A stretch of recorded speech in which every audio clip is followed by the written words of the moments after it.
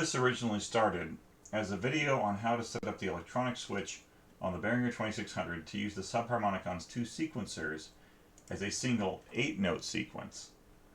But I ran into a technical problem that goes back to the original ARP design. A cable plugged into the jack for the external clock input will not break the normal connection from the internal clock to either the electronic switch or the AR envelope generator. And this is a faithful replication of the behavior of the authentic 1970s instruments. This totally prevents the use of an external clock to time the switch. However, a workaround was discovered, and this functionality, if you can call it that, is also reproduced in the modern replicas. If you simply leave the cable partway out of the jack and you get it just right, the switch will follow the external clock signal. Now I'm using an audio divider to reduce the clock speed, and I'm sending multiple fractions to the Behringer 2600 so the switch doesn't operate, in a perfectly even fashion. It'll take some notes from one sequence and then it'll take a couple from the next one instead of doing all four at once, because I'm sending the divided by 2, divided by 8, and divided by 16 all at the same time, so you get these overlapping square waves. So if I just reduce it to just sending the divided by 2 signal, it's quite rapid.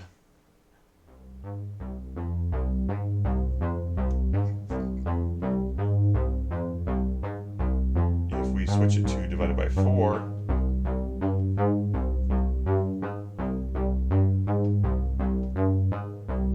you get 2 notes. If we do this, we get each sequence in its totality.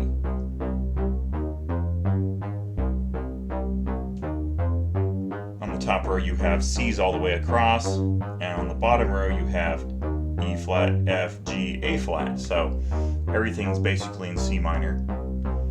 So when it picks out the notes, it always sounds a little bit nice.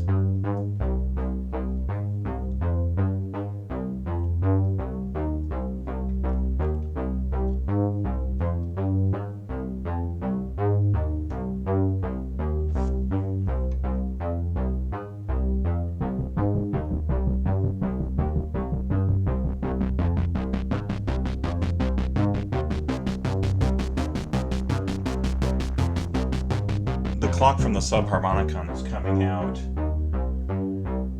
into this LFO to reset it, and then so that reset LFO signal is being used as the actual clock for the AR generator, the Minibird 2,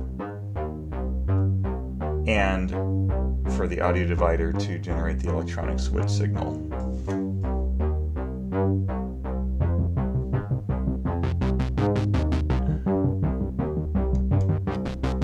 And ultimately, the Minibird 2 is providing a synchronization signal to the Drumbird 2 off screen, or the original Drumbird off screen, and the Volca kick is getting a signal actually from the Subharmonicon's trigger directly. It seemed to work.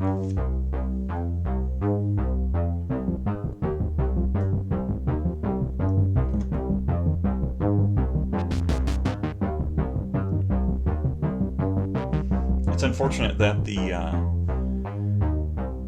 that when you get the external clock input to the electronic switch, it doesn't also send it to the AR generator. You have to provide that separately. Without a mod, I'm sure you could mod this thing. I don't really feel like taking the cover off of mine yet.